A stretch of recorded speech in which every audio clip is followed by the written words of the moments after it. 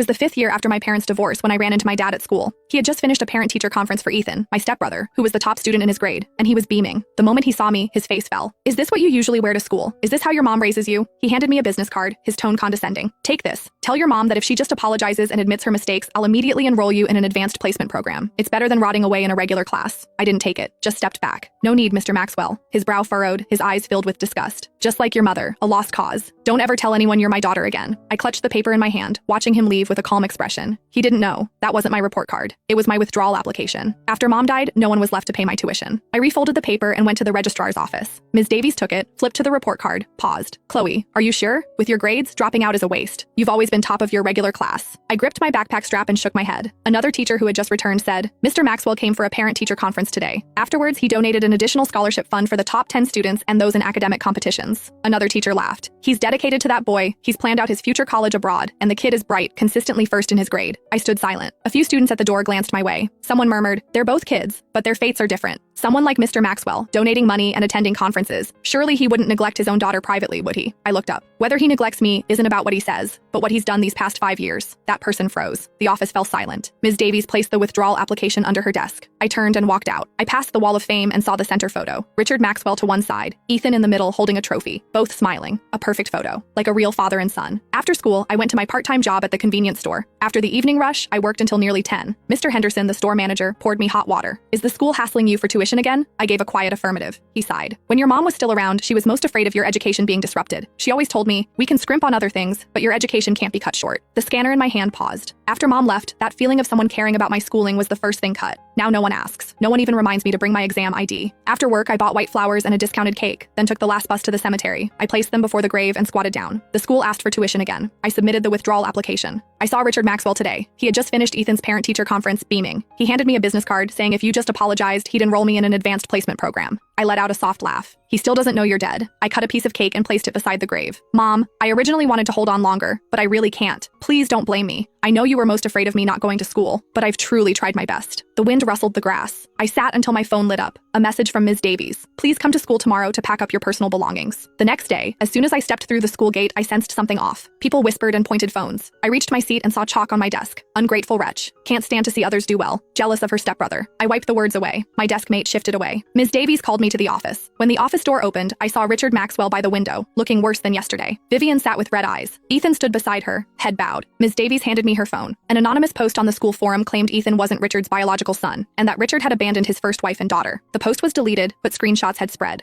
Richard stared at me. "Was it you?" "No." Vivian wiped a tear.